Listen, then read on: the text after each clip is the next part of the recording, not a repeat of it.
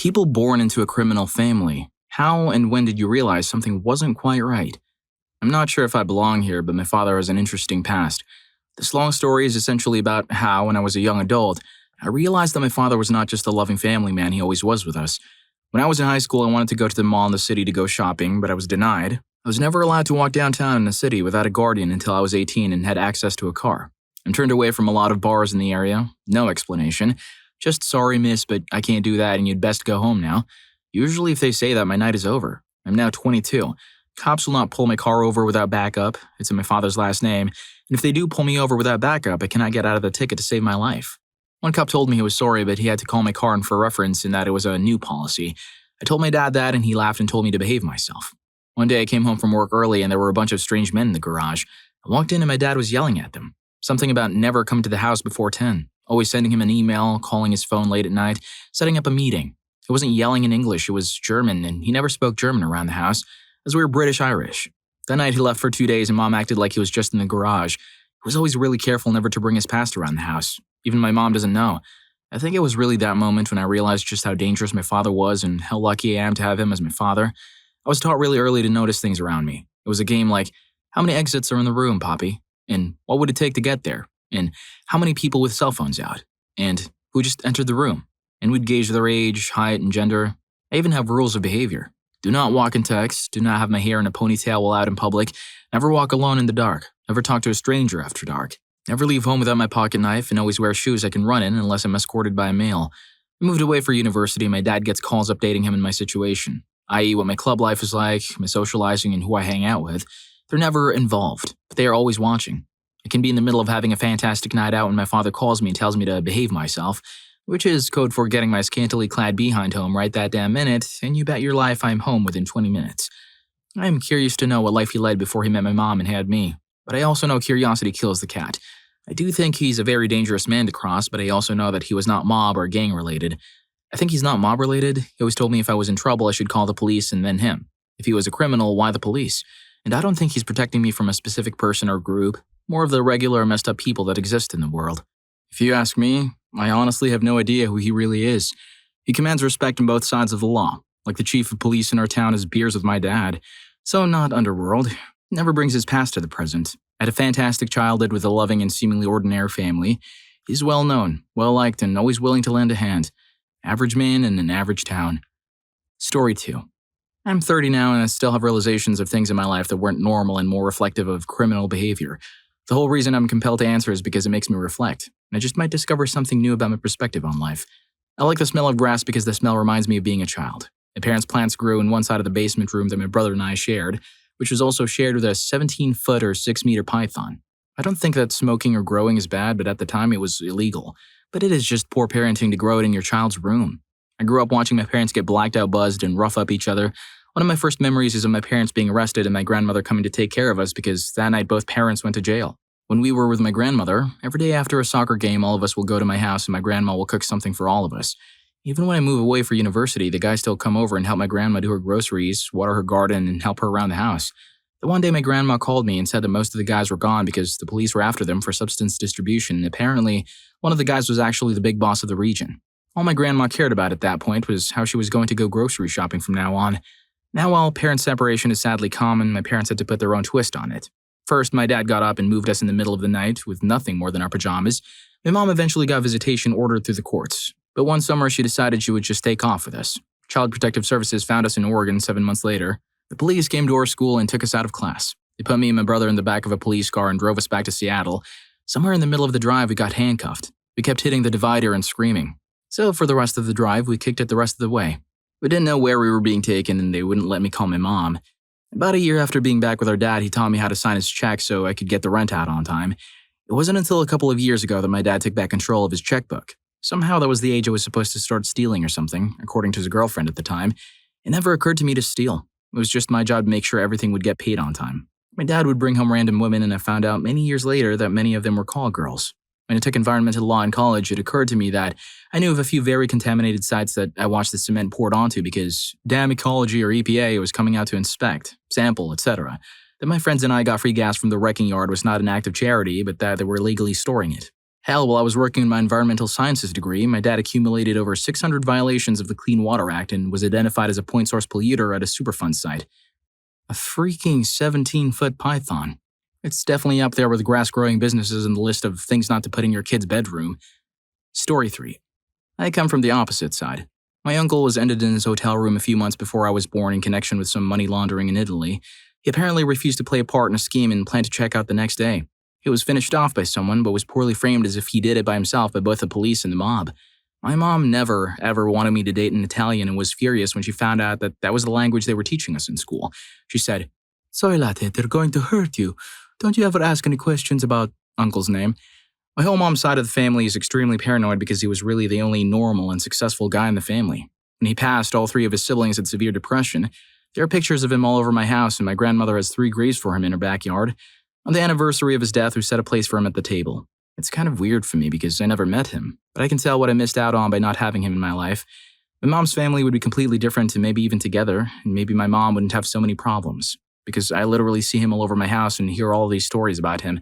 I feel like I know him, but I'll never have a strong connection with my uncle. I wish he was there as a sort of totem for me, like he is from my mom's side of the family. Anyway, my grandmother made 3 graves because she's a sculptor. 2 are in her backyard, one of them with half of his ashes. The other one is a collection of artwork that everyone in the family made for him next to the dinner table. The other one is a memorial bench on the edge of the garden made of tiles with everyone's engraved messages to him. My uncle's ashes are divided between my grandmother's house and a formal grave in my grandfather's town. They're divorced. I'm white and middle class, although there's a lot of stuff going on my mom's side of the family. Also, my mom now knows a ton of things about post-mortem symptoms of what happened to him versus what he was framed as. Enough that she can criticize mannequins and Halloween props because she wanted to build up a case to prove that he didn't do it to himself. It's kinda cool. Story 4. My dad got out of his family in a pretty big way, but it still comes around in odd ways. The first inkling that I can remember being aware of that it wasn't all odd history was when 13 members of his family passed away in rapid succession.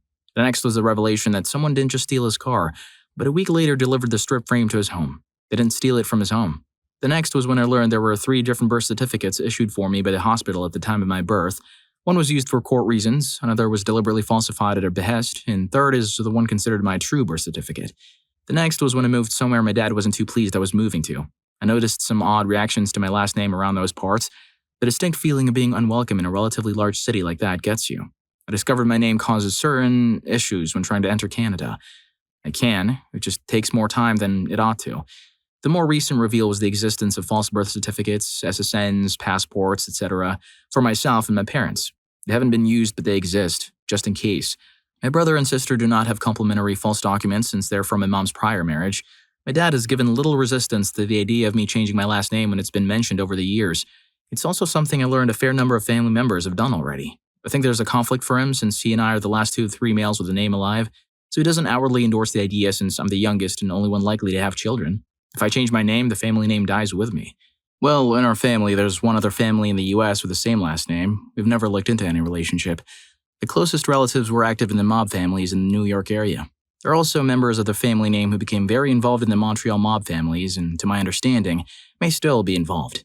I can't say much more about the Montreal bunch because I don't know much more. But I can say that someone in my family was involved in a hit, was convicted for their involvement and was sent to prison for it. The rest, I don't know very much about. I know no one was powerful. They were all very low-level people. Also, my great-grandfather changed his last name due to a crime he committed way back. My mom has told me some vague stories about how he used to deal with people. Story 5. I found out in high school. That senior year was when it all started making sense and my humor or way of being brought up was different. I live on the border with Mexico and was used to living in the US, but traveling to Mexico to meet family, but suddenly uncles, aunts, and even cousins started disappearing. I thought it was because of the substance war, and I was right. I just did not know the whole story. I always knew my dad and uncles were troublemakers, and my dad had been in jail, but I never bothered to ask why it was, just something that happened but was forgotten. Growing up, we used to have a house on a ranch in Mexico. I remember having a playroom with a Nintendo 64 and a big collection of games, a Game Boy, and a lot of VHS tapes to watch. My dad would take me there while he worked. Once I got bored and couldn't find a Barney tape, I went looking for my dad and found him in a bathroom we never used, and he was there with his friends wrapping up presents.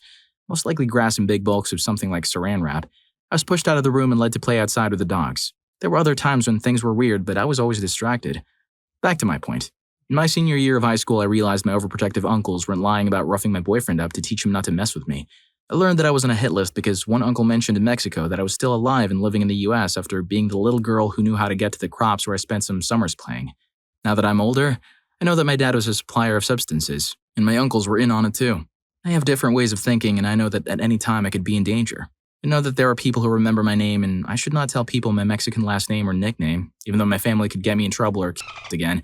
Another story for another time. But that's my criminal family, and I'm not proud or ashamed.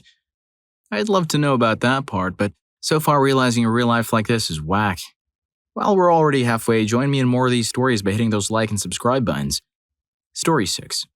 I should have noticed something when my father would give me my college money each semester in cash, or when the bank teller would ask me why my 20s were from 10 years ago. I just thought my parents didn't like banks. I wasn't allowed to have a toll pass, credit card, or much of anything trackable, and I just chalked it up to paranoid parents. Fast forward years, and I'm babysitting my sister while my parents are out of state and someone's pounding at the door at about 4 a.m. I grabbed a blade and answered, with my then fiancé. Undercover cops in civilian clothes were at the door and refused to let me hold their badges to make sure they were legit. My fiancé does not let them in as they have no warrant, and I explain how there is a young child in the house and my parents are out of state. They were very pushy to get inside, and I didn't see the harm in it. But my very smart husband-to-be did not budge, and I'm glad he didn't, because they would have torn up the house like they did to my dad's business partner and probably scarred my younger sister for life. I called my dad, and although he didn't say what was going on, I could just hear the "oh crap" in his voice. They were afraid of him running since he was close to the Mexican border, but my dad returned home to be arrested and spent a few years in Club Fed. Apparently, he grew a lot of grass, but because he was not resistant and pleaded guilty, it was not nearly as bad as it could have been. However, involvement with certain activities led to legal consequences, and so we couldn't even hug him goodbye as he was sentenced, among other random rules. We're still paying for it, plus he's not allowed to vote, which crushed him more than anything. Story 7. Poverty. Realizing you're poor and your family is poor, and that's why you look and are treated differently by teachers, other kids' parents, and, of course, other kids. All of your friends are poor, you grow up in the same projects and have the same problems. You stay home because there's no food to send you to school with. You have lice, or you need to accompany a parent or guardian somewhere so people will feel guilty enough to listen to their problems. They keep you home mostly if social services are handing them about something. I can't recall anyone else getting to go on long drives to visit their stepdads in prison for the weekend. Long-distance phone calls and hushed voices about who needs to meet, where, and why. Your siblings drift in and out of your life. Stupid reasons like being arrested for shoplifting groceries, stealing cop cars, and robbing banks with toy firearms. Discovering suspicious items related to substance use. Being familiar with certain smells, and there's uncertainty about the individuals in your residence and their prolonged presence. But that's how it is and how it's always been. Seriously, it can be as destitute as what they show in movies and on TV. It's as messed up as you hear, and it happens every day to the kids with the messy faces you see all the time. So be nice to them. Always. Story 8. This one's a little different from what I've been seeing here. My family fled from Ukraine right after World War II, across Europe, and eventually to the US. My grandfather actually learned to speak English in Great Britain, where he worked in a coal mine. When I was a kid, I asked why he came to the US and was simply told it was because of the war. But I found out several years later it goes a bit deeper. My great-grandfather spoke fluent German. When a group with different ideas made their way into the USSR, our ancestral homeland was one of the regions that they took over. Once they'd settled my great-grandfather's village, they took stock of the town and found out about his being bilingual. They realized that this was a real windfall. They'd have a local who could assist as an interpreter for the workers in the local factory and the person being put in charge of it. He was given the choice to help in the function or, considering the situation, face severe consequences. Given those choices, he assisted as the interpreter. I wish that I could tell you that he did some interesting things, but I really don't know much about that time. What I do know is that a few years after a significant event, he was performing some sort of government-related function. I think he was doing some kind of census, when he was sent to the wrong room. By chance, he found a list of those in the village who were to face certain consequences by the order of the government. His name was on that list, where he was referred to in a way that accused him of cooperating with a group. He went straight home. The family packed their things and they fled in the night. Story 9. I was really young. ATF agents kicked in the door of my house, put me, my mother, and my grandmother face down on the floor, and then went into her bedroom, threw everything out of her closet, busted a hole in the wall of the back of her closet, removed something, and then left. I have no idea, but my grandmother was into something. Seriously, I have no idea if those guys were even really ATF or not, but there was something there. They took it and nothing more was ever said about it. Also, back when you used to have to pay for long distance, there were multiple calls to Germany on the phone bill every month. Asking about them would be met with, "That's a grown-up business, child. Don't stick your nose in it." Every other Saturday, a man would come over and give me a clears, and then he and my grandmother would go to the kitchen and talk. On several occasions, he would come with gifts for me, but I was never allowed to actually have them. Usually it was a doll or stuffed animal of some sort, and even though they were supposedly mine, my grandmother would take them into a room, take the stuffing out, and put new stuffing in before giving them to me. Questions about the eclair man or the toys were also adult business. To this day, I don't know what the hell was going on. Thanks for diving into these intriguing stories with me. If you're into more famous revelations, head straight to What Was Life Like with Criminal Parents? Story 2 is outrageous. See you there.